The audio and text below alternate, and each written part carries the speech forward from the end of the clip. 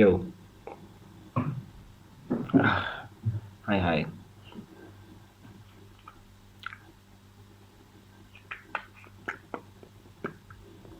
Welcome to today's video. Today, we are going to be going to one of the best, most beautiful places of the internet, Quora, and we're going to be searching a very, very important question. Is it more beneficial to be an extrovert or an introvert? Let's begin. Okay, today, the video comes from Quora. I was searching 2 days ago through the internet, searching about mental health correlations between like increased depression and introverts, which is a thing I think, and I found this Quora post and it's golden. The question is it more beneficial to be an introvert or an extrovert? And I think I really like the replies. I thought, hey, why not share them with the world? I've heard this definition of introversion and extroversion as being defined by basically the length pathways for stimulation, or how easily it is for us to get stimulated and how we get stimulated. I have read that introverts have high stimulation thresholds while extroverts have low stimulation thresholds, and introverts are more internally stimulated basically. So extroverts having low stimulation thresholds um, get easily stimulated and need to be stimulated or would like to be stimulated by other people, and they go out and around those people that are stimulated, whereas introverts would seek to be by themselves and not around other people in those environments because they could get overstimulated and become very uncomfortable. And this all goes into how energy intensive some social situations can be for introverts. Who knows? Moving on. Now, this is Felix, my INTP friend, and he replies, introvert, honestly. Thank you, Felix. Thank you for your honesty. Not because I am one, he is, but I weigh the pros and cons of being one. One thing about me, I was an extrovert who became an introvert due to reasons. I know what you're thinking. Felix, what are your reasons? Let's keep reading. Why being an introvert is better? Introverts like to be alone and work that way. It opens up a range of possibilities. If you're a high school student, then you can work on your homework and projects more efficiently because there will be no one to distract you. You can concentrate on your projects in much more depth and understanding about it more effectively, and understand about it more effectively. In group projects, work is divided so you don't understand 100% of it, but rather a small portion that's yours. When doing it alone, you have to understand 100% of it and then only work towards it. Now, Felix, I'd have to argue that I don't think they give group projects with work that typically you're recommended to do alone, because that's just going to be a lot more work for you. Are you going to do like 3 times the work? You could do that, I guess, though. I mean, he has a good point, though. Introverts typically do like to be alone, or at least not with strangers, people with whom they aren't well acquainted and are uncomfortable. And if you're a high school student, you could feel more comfortable working alone on homework and projects, whereas if you're an extrovert, you may be more inclined to seeking out other people's help or just working with other people just for the hell of it. And I guess I could save you some time. I don't know if you would actually work more efficiently. I think that goes into a lot of things. Because some introverts are lazy. I'm lazy. I'm not an extrovert. I could be an ambivert, but I'm lazy as hell, man. It's better I work with other people, as uncomfortable as it may be sometimes, because they push me to work more.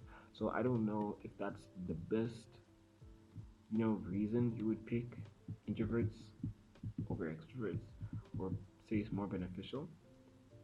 Anyways, he says, well, yeah, due to reasons. You don't need others' company to be happy.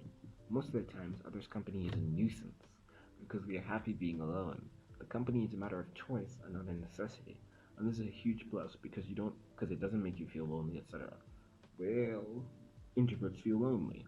I know you may not believe it, but introverts feel lonely sometimes. Everybody hurts. Everybody feels lonely sometimes. But, for a lot of people, having company is a matter of choice and as opposed to necessity. It might be difficult for extroverts to just go a long periods of time without friends, and they would be like, oh god, I miss these people so much. Why can't I just reach out to them and talk to them right now?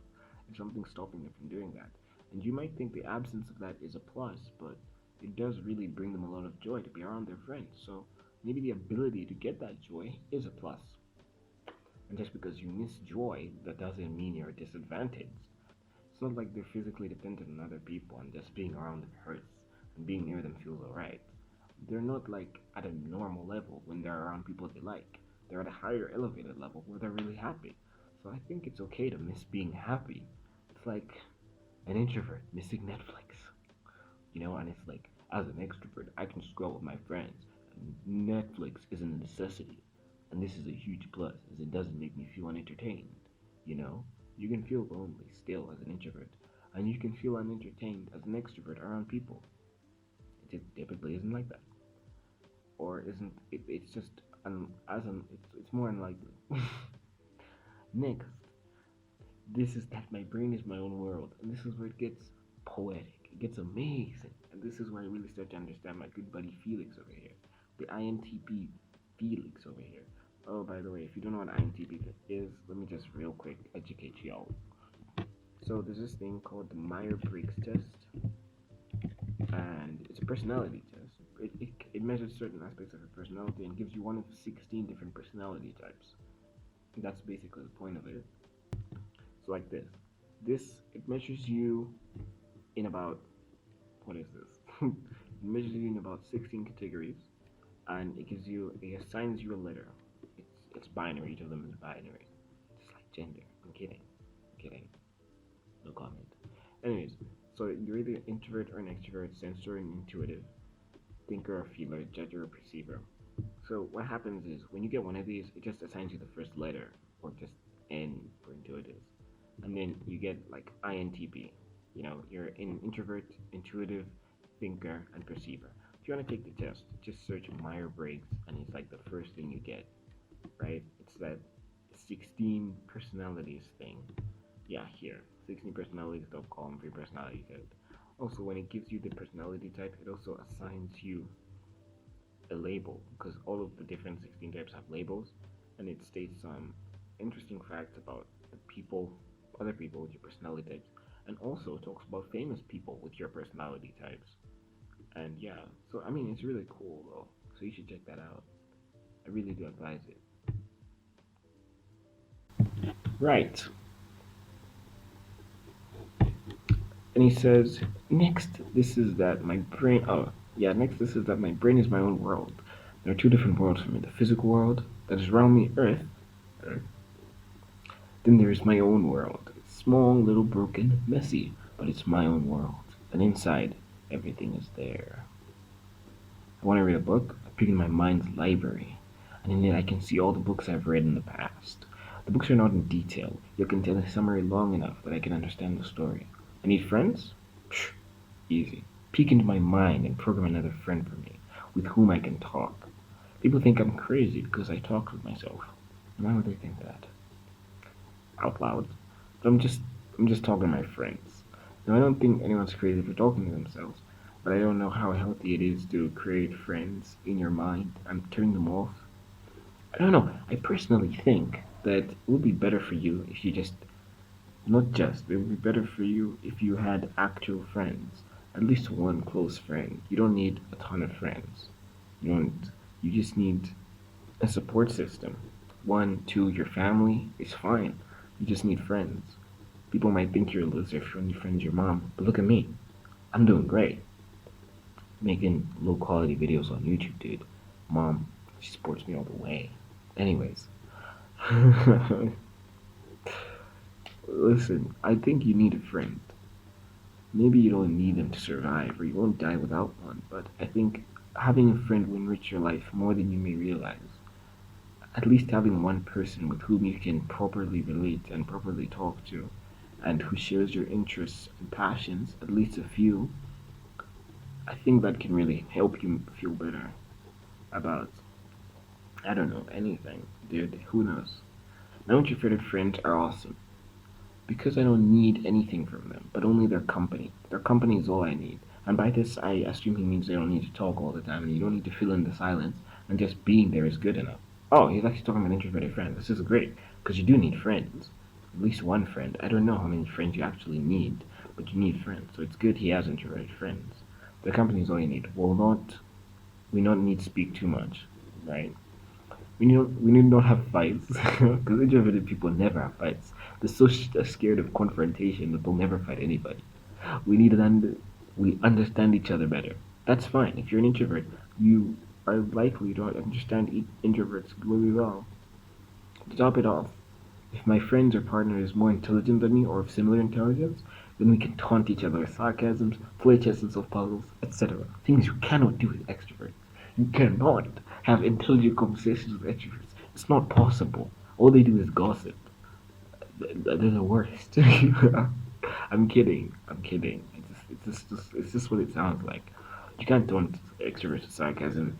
Every extrovert knows has ADHD, attention span of a goldfish. They can't play chess. They hate solving puzzles. They hate it. They can't do it. The relationship will be fun and interesting that way. Here's the best part: extroverted friends are nice. I mean, they're also nice. He or she speaks, and I listen, but it becomes rather boring at times because all they do is gossip, and there's no scope for intelligent or intellectual conversations. What did I tell you guys? Extroverts can't have intelligent conversations. It's not possible. Not a single one of them. None of them. None of them are intelligent. All extroverts are ADHD, short term thinking maniacs who only think about they don't even think about the next thing they're gonna say. They just say. All they want to do is where's the nearest person so I can talk to them and tell them nothing. Because my words are without substance. They're not intelligent at all. All you have to do, guys, is be an introvert. Honestly, that's how you can have intelligent conversations, play chess, and solve puzzles. It's impossible otherwise. Moving on. One misconception about introverts is that we're all antisocial. This is extremely wrong. Introverts have the power to tap into their inner extrovert and talk pretty comfortably in social situations. For me, I can maintain eye contact, laugh with them, smile with them, etc. First of all, I'm gonna say my main problem with this is, first of all, I mean, the way you phrased it, you make it sound like talking to people is inherently extroverted. Talking isn't extroverted. Talking is talking. Having a low stimulation threshold makes you an extrovert. Not not talking to people. Just because you talk to people without being forced doesn't mean, oh damn, there goes another extrovert. I hate those people. Can't play chess. Just because you talk to people doesn't mean you can't play chess, guys. No. I think. I think if you can talk pretty comfortably in social situations, that doesn't make you either an introvert or an extrovert. I think a proper definition of introvert and extrovert lies in different things other than whether or not you can talk pretty comfortably in social situations. Not everyone who can talk comfortably in social situations is an extrovert or is using their inner extrovert. You can talk to people and not change which of these two you are. And you cannot talk to people. I mean, you're not tapping into your inner introvert when all you want to do is stay home all day and watch Netflix. That's not tapping into your inner introvert. That's just relaxing at home. I don't get it. For me, I can maintain eye contact, laugh with them, smile with them, etc. But it all seems off because I'm a very logical person and emotions don't come naturally to me. I can relate. I'm not an awfully logical person, and I don't think I'm very intelligent. Though I do play chess and solve puzzles. So I must be an introvert, right, guys? Anyways, and Sudoku. I play a lot of Sudoku, man. I'm such an introvert, bro. Bro, I'm such an introvert right now. Such an introvert. Anyways, um, I can relate because I don't remember much of my childhood, but I do remember that I typically interacted with people in ways that are socially appropriate and reading social cues and all that stuff didn't come naturally to me either. I think I had to train myself to pretty much do most of these things to make eye contact, to laugh with people, and smile with them, like he puts it, in a way that makes me not look like a very unsocial person. I had to train myself to do that for the most part because it didn't come naturally to me. Now, that's not to say that whenever I do those things, I'm tapping into my inner extrovert. It's still energy intensive, it's still tiring, more tiring than not doing it. And he goes on to say the smiles and laughs I give off are kind of fake, but anyway, you have the best of both worlds like that. You don't have the best of both worlds because The best of the extroverted world is having fun with those things, is enjoying those things. If you're giving off fake laughs and you think you're having the best of it, then maybe you need to reevaluate just what it is that extroverts get off of really good social interactions that they seek after and cherish before you talk about which one you think is better, because it seems like you are fostering a lot of misconceptions about extroverts. I think there are a lot here. Like they can't play chess and there's no scope for intellectual conversation. There is. Try it. It's fun.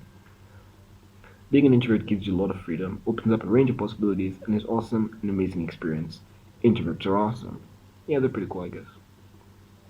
Yeah. P.S. My favorite introvert types are INTP and INTJ. Meyer Briggs, we've been over this. Meyer Briggs, I think he's INTP. Meyer Briggs. So, I did it. It worked. If you like this video, be sure to like it. If you want, I don't know, your choice. Leave a comment, subscribe to my channel because I make videos now. That's what I do for fun. I make videos and I'll be making more videos like once a week at least. Though this is hard as hell. Oh god. Subscribe. Bye. Bye-bye. Bye. Bye. See you later. You can go now. Oh no, wait, don't go. I was kidding. But click on one of the videos. Stay for the end card. There's an end card. And then click on one of the videos. I've only made like one before this. Just click on it, watch it, whatever. It's not that long. Maybe 10 minutes, I don't know. I'm not done editing it, so I don't know how long it is. Bye. Bye. That's the video.